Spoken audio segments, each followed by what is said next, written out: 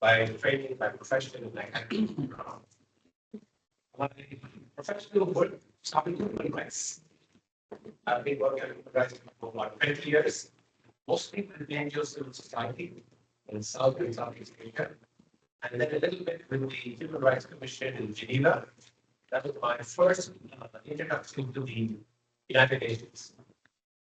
Um, I worked also to Save the Children for 6 years, mostly focusing on child labor, on refugees, and on trafficking of children. That's what brought me to children, to my interest in children, which then took me to UNICEF. I joined UNICEF in Bangkok in 2000 as their regional advisor on child participation. And I worked mostly in Southeast Asia, East Asia, and the Pacific. 16 years I worked with UNICEF. I've gone through the UN system. I worked in Bangkok 6 years, then moved to New York as based headquarters for 6 years as the chief of the adolescent and youth section. And then moved to Malaysia. You know, we have friends from Sabah, Lanford here.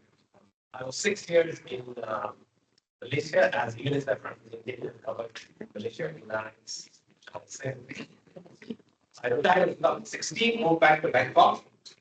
And the reason why I keep mentioning Bangkok is because of my wife is Thai, my children are Thai, so this is my second home. In 1979, I was the Asian Secretary of the International Movement of Catholic Students, IMCS. And we invited the Sociologist from Asia to speak at our Pan Asian Assembly in Penang. This was 1979. And one of the was our dear Father Nipon. So I first met Father Nipon in 1979. Right through those 5-6 years, he was our mentor, our guide, our salt person for the Catholic student movement in Asia. I've kept up that contact now. So after retirement, he came back to Chiang Mai, and by that time, RPSC was certainly established. So we worked together in the last 8-9 years, trying to build on the work that was started in 1975. At that time, Dyson, Dyson was relaxed center. Chiang Mai with Sunshine, with Aina, with Sultan and the team, and then the final was now with the Lahu. So trying to take that to a different level. So the history of that is documented. We put copies outside. We worked 1 year to put this together. It's called the historical documentation of the work of Dyson and RPRC. So I would like you to take a copy. We just asked you for a modest contribution of 100 baht for my issue. This will tell you more about how the rice mill started. This will tell you how first the Dyson and Nippon and his team went down to the Karunan villages and started working with the people. Identifying leaders like Johnny and others to then bring in this concept of organic intellectuals. Try them in a few Karunan villages and then expand. So over the decades, that work of bringing together Indigenous leaders as organic intellectuals moved into 3 or 4 phases. Now we're in the 4th phase of that work, which is nearly 4 decades now. You know, we're now focusing on young people, youth, which I talked about tomorrow. How we try to work with organic intellectuals, youth, about the indigenous youth in northern Thailand. Work has also gone beyond the current, and now definitely the focus on the vulnerable groups that are where the focus and attention is. Current policy, they have ID cards, they have land, there's the first group, one minute to Thailand. The other came later from Yunnan. These 2 and others came later. Last one came in months later were the ones who were most vulnerable. Because they got linked up with the drug trade or what livelihood. Don't blame them for that. Yeah. You don't get on livelihood, you don't get on land and rice. Yeah, it's right. But then they get targeted. Finally, the military, finally, water security. and they get eliminated. There's no, tell us many, many stories about how we have these. We saw that missing children or lost children. Yes, there you have a lot of lost children whose parents have been massacred by the Thai religion. Yeah. So let's put in context. My background, what I come from, and my connection with the team here in RPRs. Now, because I've worked over 16 plus years with the United Nations, I've followed a number of discussions within the UN. So I know how the system works. I know the power centers, including the Security Council and the various bodies of the United Nations, and I know what works, what doesn't work. Yeah, and that's what I'm trying to share, that knowledge with my students. I'm a professor now in Thailand University. I teach social policy. I teach development studies at Karunan University, masters, and I'm also a PhD faculty for London University, Institute of Human Rights and Peace Studies. So I'm an academic, at the same time also a consultant for the UN today. So, given that background, now when we talk about climate change, for some people, they know what it means because we experience that in our lives. You see the floods, you see the pollution, etc. For others, it's a distant problem. It doesn't affect us. It's something that's there. Climate change is one of the most complex issues that we're facing today in the 21st century. Now, I can approach that topic very technically. Talk about ozone layer, talk about CO emissions, yeah, greenhouse gas emissions, etc. I'm not a technical. So I'm not going to talk about that. I can talk about climate change quite politically as well. How governments approach climate change, how business and corporate sector is contributing to climate change, how the extracts from other elements of this contributing to climate change. I'm not a business. I'm not an engineer, so I want to. My focus today to share with you, but that's related to what you're going through here this week, is, and that's research I've been doing for the last 2 years or so. I'm presenting you some of the findings I'm coming across and my reading in my research around indigenous knowledge and wisdom, and the value of that to help us understand better the climate change. That's my focus. The technology of it, not the science of climate change, but the indigenous knowledge and wisdom that we need to preserve, protect, and use as an advocacy and leverage with governments and others to bring about some change in the climate discussions. Yeah. Now, we know from experience, we know from the news that we follow, that the climate discussion is basically dominated by 3 or 4 groups. The first are governments who are trying to deal with this problem. The second are the private and corporate sector.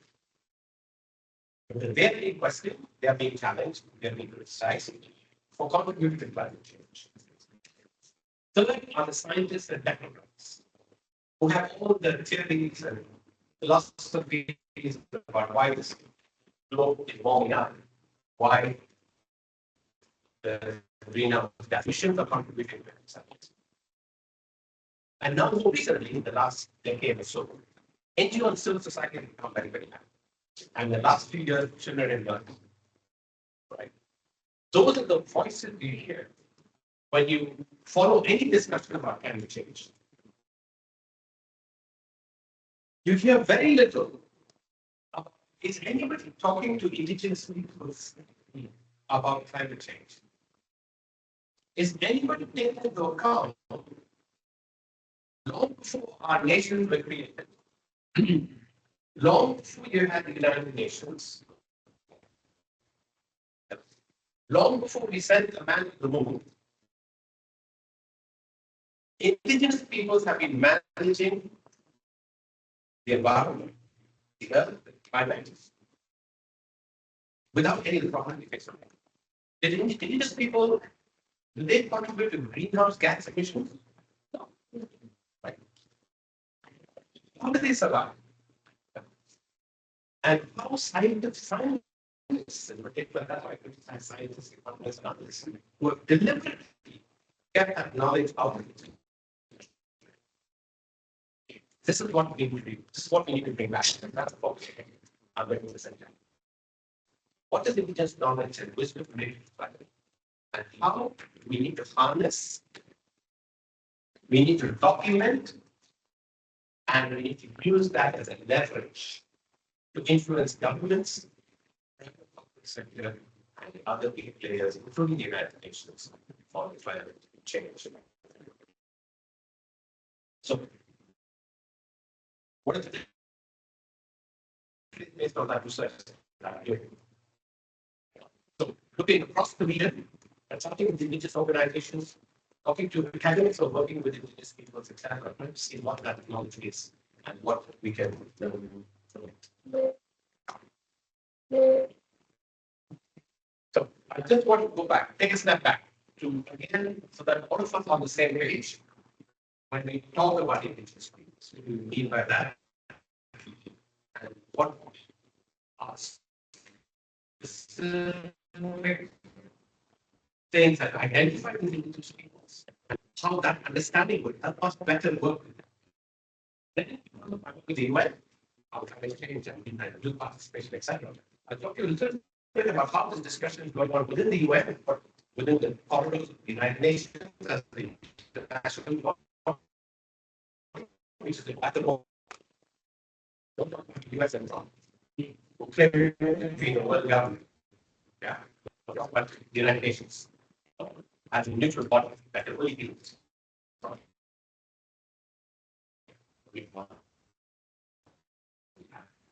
See wisdom and then some guidance for us, some recommendations on what we can do when we go back to the news. And the issue of climate change comes up. So some action takes for us to look at. Okay, this is important. There's that indigenous peoples are somebody distinct, somebody separate from us. Okay. So what I ask you, how many of you would consider yourself an indigenous person? Indigenous person. Okay, so let's what can why did it say yourself?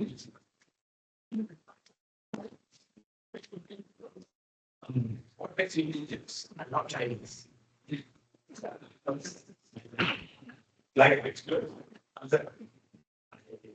Those ancestors. That's it. Anything else? Yes. Mention the land. Relation to the land. Very good. Anything else? Relation to system. Yes. Relate to the traditional. Traditional. Yes, traditions. Okay. So these are some of the essential characteristics. And you can tell me, I would argue all of us, have some roots in indigenous way back. Way back. Okay. How does indigenous and indigenous people become a point of discussion? When did it start? How come these people start talking about indigenous people? When did it start? What was the historical landmark? Colonization. Colonization. Exactly. Colonization. Because colonization is the first process globally that created the distinction between them and us. Inferior and superior. Primitive and modern. So colonization therefore puts a seal on your identity as a human person and distinguishes some people as the other.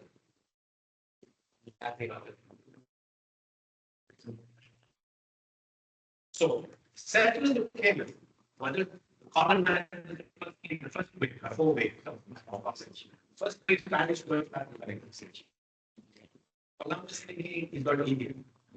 He ends up in Mexico. That's how intelligent we went. Then the second wave, which is the settlers from Europe mostly, settling in North America. They are massacring the native Indians. Yeah. That's what.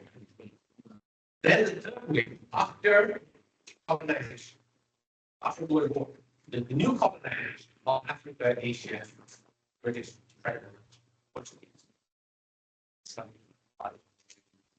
This is the colonization. No. Through that history, what has happened is that people's communities have lost their identity as being indigenous because they've been assimilated into certain predetermined stereotypes. I am English. My father might be from Ireland, he might be from anywhere, but I'm English. And this is what characterizes me. I'm American, I'm Spanish. All this happened in the formation of the nation state. So the point I'm making is this, that today we have the big challenge of trying to preserve some of the original indigenous identity that are beneath the land. And with the colonization, with the assimilation policy, and the integration of many of these indigenous groups using both religion and Christianity, as well as the power, organization, and violence, lost them. So today, that struggle is still to each other. Like this, today, our countries are still asserting their rights to remain indigenous. While they think Christian, they do feel their Catholic Christians. They think that the tradition still get governed by blood, by identity, by language, by the relationship with the land, the culture, traditions. That's a point. So we have to be aware that everybody has some legitimate roots, but we lost them in the period of colonization and the organization of society through the creation of nation states. So what you have now are pockets, primarily Latin Americans, but also large parts of Southeast Asia, etc., of indigenous peoples who are struggling with the survival. Amidst the globalization, amidst the changes that are taking place. So, in our picture, this you don't see this very clearly, but you can get the slides. So, we have covered, which we have the largest in the sense of Latin America, the largest group of indigenous peoples spread across so many countries and so many districts, provinces, islands, etc. So, indigenous peoples are the dominant group to be in for any government. What do you like? I come to the conceptual problems being. Yeah. So, like I said, indigenous peoples are those who were living on their lands before settlers came from elsewhere and have their own ancestral customs and social organization distinct from the state structure. So that's the point of definition. It's a modern state structure, the nation being created by colonization, that we have then a tension between the modern state and those that belong to the modern states and the indigenous people who have lived on that land. The problem for us in Asia, unlike Latin America, is our indigenous peoples are much more complex because of various traditions, histories, etc. So they are called different names. Some are called indigenous peoples, some are called ethnic minorities, like in Vietnam. In India, we call them scheduled tribes, national minorities. In China, Thailand peoples, Indonesia, and forest. We use this with different terms. Can anybody tell me why governments in our region do not use the same concept of indigenous people for all? Why? Because they have to ensure the rights for the. We have to give them rights. Okay, that's one. Another. Why can't they use the same term? Indigenous people for all. Why do they call them ethnic minorities? Why do they call them hill tribes? Basically, for political and administrative purposes. What is political purpose? Like, for example, in India, the indigenous people, the tribals are known as sacred tribes. Because the constitution has not defined or indigenous people's rights. And so they say they so that they get their own. They can manipulate. So they can be, if it is recognized, then you can definition and indicate the sound. A lot of that, I think that's Okay. So there are many other countries. I think English here. If I take the local languages in our region, you have so many words that are being used. Some of them very racial, and some of them very discriminating as well. You know, local languages. What we call these the people living in the hilltops or in the forest. And now what we call upland, middle land, and lowland, right? Laos. Looks like Laos. Yeah, you have three categories, right? You have island, middle, and lowland. So I come back to that point. Why they don't use that term? Because there is a political as well as an economic reason why they don't use that term. Now, the conceptual confusion comes about because once you give indigenous people that title of being indigenous, you have to respect all this. Right? Customary land. And so this is the most contentious issue why governments do not accept the term indigenous peoples. But then you allow them communal land. It doesn't go with capitalism, right? Communal land, communal ownership, communal use of land, sharing of resources. Most important, the resources that lie below the land.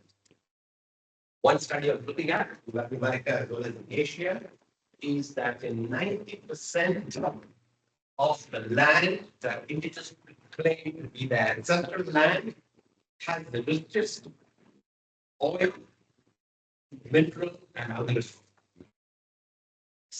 Look at all the struggles in our regions of the attack on indigenous peoples. It's because the government private sector want to control below that land. There's nothing the international the minerals that lie in indigenous land. That's the most contentious. But then you also have to give them the right to use. They don't have villages. They don't have cities. They have villages who sit around the table, as you know, on the ground. And they decide. They resolve customary applies. The history of first settlement. You need to conceive that they were the first settlers in the country. Even before the name India was discovered, you had civilizations were there.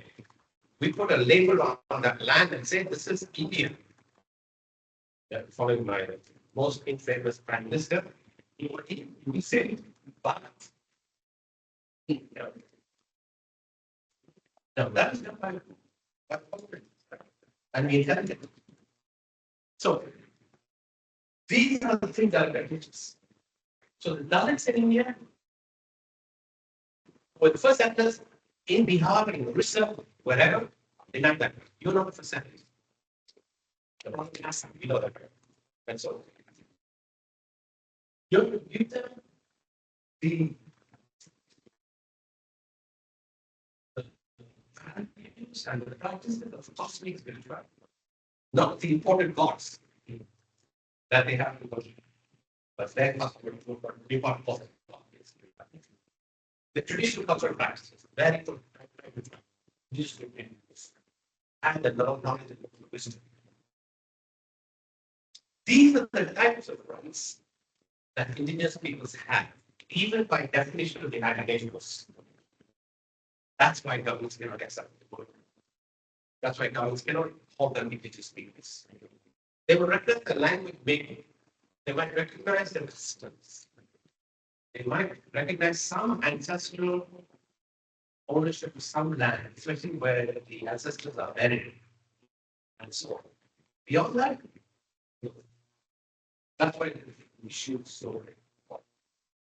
Now, then, indigenous peoples have no other avenue, opportunity, or window but to come together.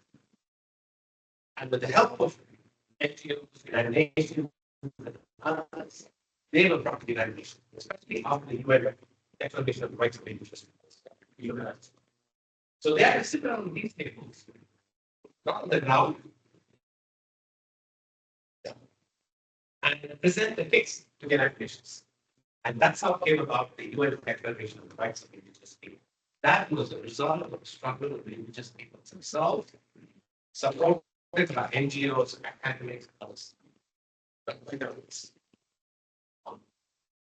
So you have events like the UN Convention on the Rights of the Child that today define who are these indigenous children under the 30.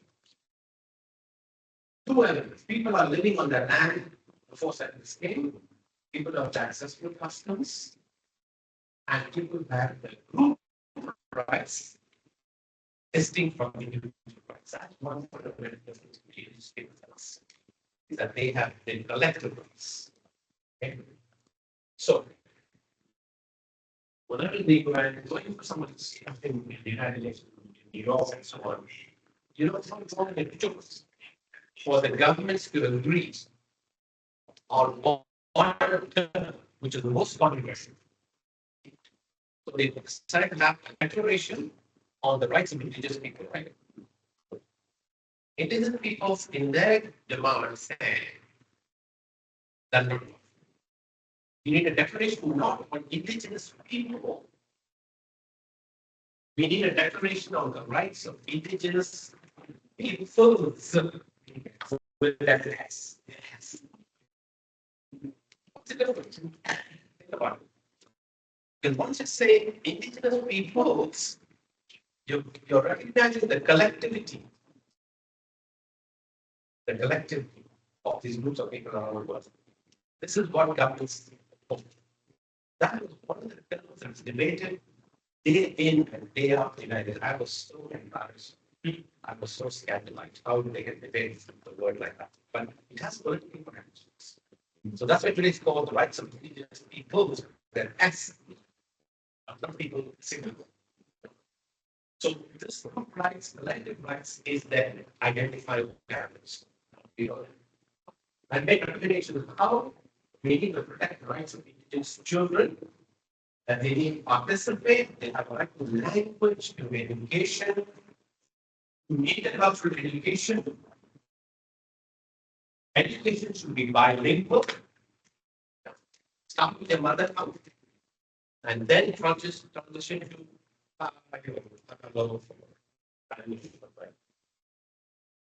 education must not be peaceful with mother tongue based education. That's what question. Actually, strong. That's what it's. Yeah. So these are some recommendations that UN UNICEF has made for the rights of indigenous. Now, look at the dimensions of these rights. Very quickly go through. Yeah. You know some of it, and I'm just recapping that for to understand. When you talk about rights of indigenous people, there's quite a range of them. And not all of them today are guaranteed. Some of them are, there's some progress, and others are not progress. Some determination economy. I see in Southeast Asia and our region, in Southeast Asia, the word self-determination is also not accepted. Because it means immediately secession. You want to separate secession. And that conflict has not been in many countries. The right to secession. Whether it's Northeast India or whether it is even South Africa, So, yeah, right, this is it. Indigenous peoples. The right to protect the traditional lands and resources. I told you, this is the second one, which is very controversial and very difficult for governments. The preservation and promotion of indigenous languages and cultures. Very important. Languages being eroded and being lost with time. And I think you said that you're sharing after field visit as well. Young people are leaving villages, going down to the towns. That knowledge, the language, and the practices of these people is also being eroded. And like there is not dialects, languages, by the way, not all of them are dialects, they're languages. Preserving them. Participation in decision making. Involve indigenous people in decision making at village level, participate for regional and national. So this is where we need to see how can we provide platform, how can we provide spaces, listen to indigenous people, their demands, their issues, and bring that to the table of discussion. Because we have the privilege of connecting with the powers, whether it's government, whether it's UN, so the International Declaration of the Rights of Indigenous Peoples, 2007, that's when I was in New York, 2004 and 2010, following this discussion. It emphasized the importance of recognizing and protecting unique cultural, social, and economic factors. And look at this. It provides for the right to self-determination as well. The protection of the traditional lands and resources, the preservation of languages and cultures, and the right of participation. That's our first point. So this is what today indigenous leaders are saying. We have a declaration of the United Nations, which many countries, including Thailand, including most of them, not all, but most countries in Southeast Asia have signed even human rights. Philippines was probably one of the first that did it. Some countries are not because they do not accept all. So that's a problem. What are the pros and cons of the declaration? It recognizes the rights. It sets up international standards. It enhances the empowerment, creating awareness and empowerment of indigenous peoples. It promotes respect and tolerance of cultures, traditions, and identities, and it supports legal policy changes. That's where we should use the UN Declaration as the reference point, as a standard for us when we are the voice of the people holding up this document. This is given the declaration. This is what we demand for people. What are the disadvantages? The limitations of the declaration are following. And this is the problem with the UN as well. First, it is non-binding. This is the problem. It's optional. You want to sign the declaration, fine. You don't want to sign, fine. It's not binding for governments to sign the declaration. The challenges of implementation, how they translate that to practice. So there's potential conflict with land rights and national interests. So you have governments that come up with economic projects, electric brands, or tourism, or whatever, and impose those projects on indigenous people without any regard for rights to the access to land and quality resources. You have ambiguities of scope and interests. This is left out. Political governments to say that we do not necessarily agree with all the rights that are given in the UN Declaration of Rights of Indigenous. So this is ongoing dialogue, ongoing struggle, how indigenous organizations and NGOs and so on, churches, Christian organizations are fighting for the rights of people.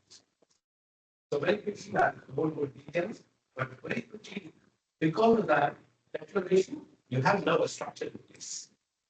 You have the permanent forum of indigenous issues. It means every year. You know it, some people have participated as well in the permanent forum. I know many people have gone, Thailand, many have gone. This happens every year, where the platform for indigenous peoples to come and debate and talk and put pressure on governments. And that sits within the economic and social economy within the United Nations, and it also has the working group of governments, NGOs, and UN agencies on indigenous populations. So now we have a platform. That is every year we have an opportunity to see, and I give a link as well, to see what happens in those discussions. What do indigenous peoples in Latin America, Africa, Asia, Pacific, and so on, what are the kinds of demands they bring to the world order? That's two platform efforts. Okay, this started after the Human Rights Conference, created around 2000, and it's basically an advisory body to the UN on indigenous issues. The members of the Permanent Forum are 16 independent experts, 8 nominated by governments, and 8 appointed by the president, etc. Only one representative from Asia, from Iran, who just finished last month. I just saw what I was preparing this presentation last week or something, that she's finished her, and the new representative is from the Philippines. I will try to dig out the name. The new representative now sitting for Asia Jennifer. is Jennifer. Must be Something. Jennifer Collins. Yeah. Not Vicky Collins. Dia punya anak. No, Vicky was before. Vicky Collins was the one before. We find out. The Philippines, indigenous person from the Philippines, who has been elected just last month to be on the permanent board. Yeah, we find out. So this is the indigenous people's advocacy. Okay, just to give you a break, I'm going to show you a short video.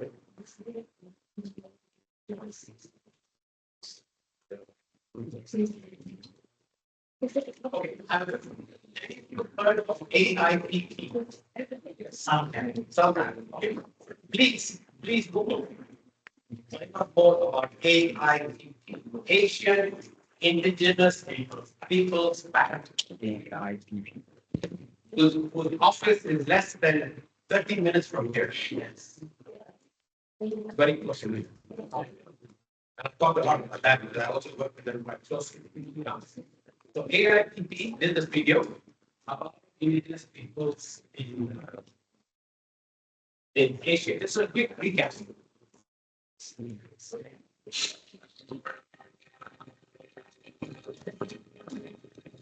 Today, every keyword for says that indigenous peoples form about 6% of the population, represents about 60% of the planet's biodiversity and natural resources.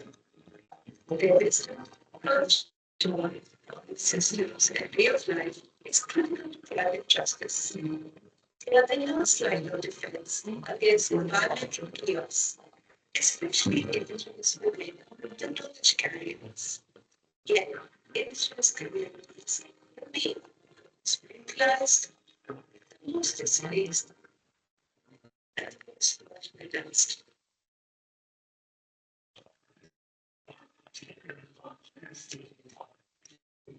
Like the United States, Vietnam, Conference on Human Rights, commemoration session of the International Year of the World's Indigenous Peoples.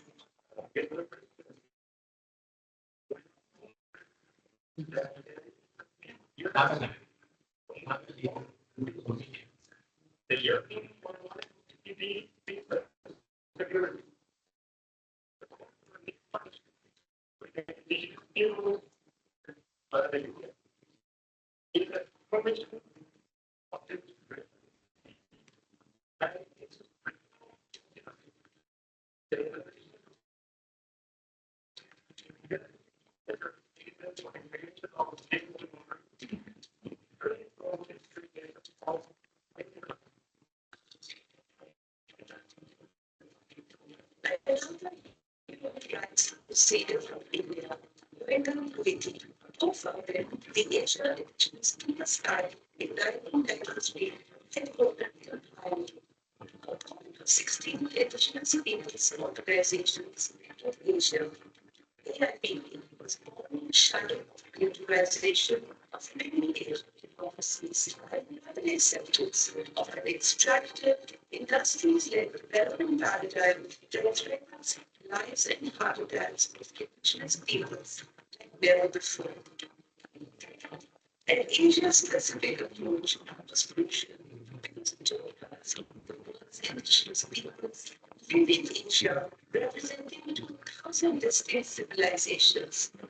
AIPP became the voices of the unheard as it mobilized communities to defend their identity, peace, and right to self-determination. Critically, it also created an international platform to speak about human rights. Human rights is also about peace, love, and bonding. And how this relationship between nature and surviving indigenous peoples, resources, and cultures. And what's being shared in this sense is the high level so that we are how they with nature and also the community. The system in our institutions that are it's also against this natural system. It's in that it's so we are after the natural system. Over the last 3 decades, the AIPP movement has become a support for hundreds of extremely vulnerable indigenous communities across 14 countries. It has 46 members in South Asia, Yukon, Southeast and East Asia, and directly coordinates and supports 5 networks. Work that is found in order and support. National justice systems often fail to protect the collective rights of indigenous peoples in many parts of Asia. There are many examples of repressive actions by governments and private sector. We are proud to be a development partner with the NDP to strengthen the indigenous peoples movement and solidarity in the region. As geopolitical complexities show, and trust is compounded, NDP is empowering stakeholders from the ground up with a special focus on indigenous women.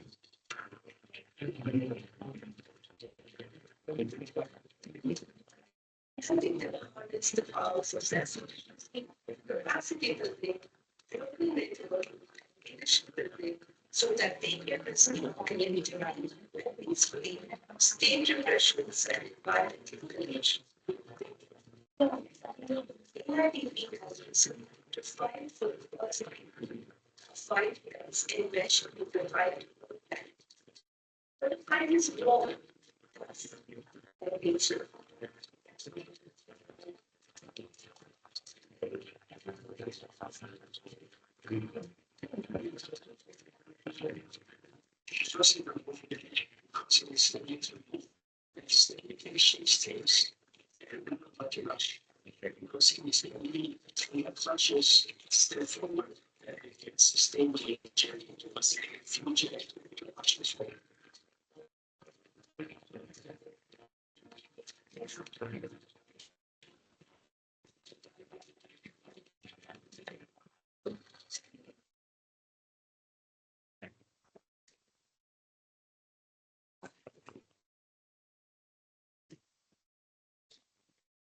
Okay, so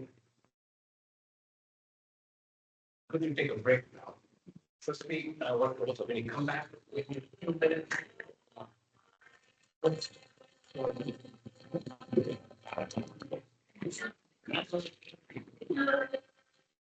That's not planned. It's like a meditation followed by meditation. So I'm going to give some time for questions. Okay. So we make a 15-minute break. Come back. I just want you. Has anybody used Slido? Everybody knows Slido? Slido. Want to try it?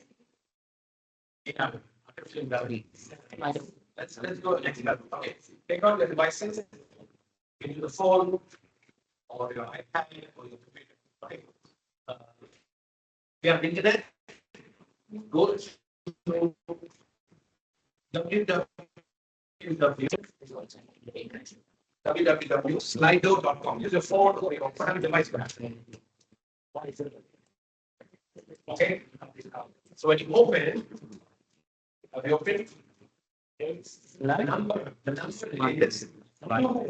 is www.slido.com. D as in Delhi. Okay, so wait for the number. SLIDO. Okay, then enter the number 2 1 6 4 5 8 9. Okay, open. You will see this. Can you repeat the number? 2 1 6 4 5 8 9.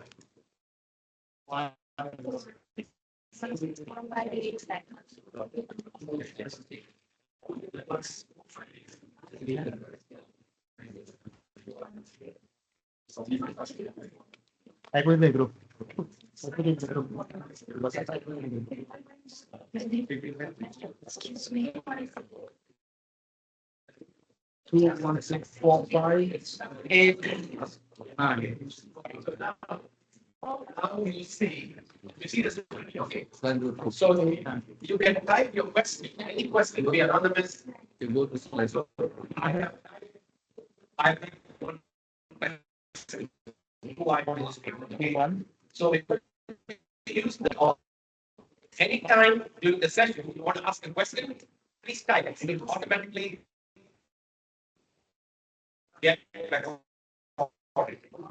Later, I will take a break and I will address it for you. The internet. Okay, so keep it open. And if you have any questions, you just type. You click up. Can you start copy? I will send it to you later. Question. Yes, sir. So that's okay. Can we have coffee? Let's go on coffee. In 15 minutes, we come back.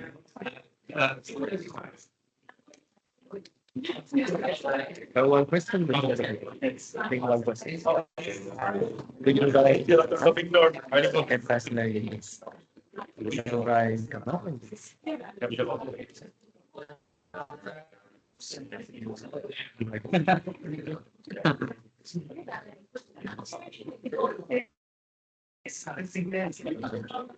So we will come back and do the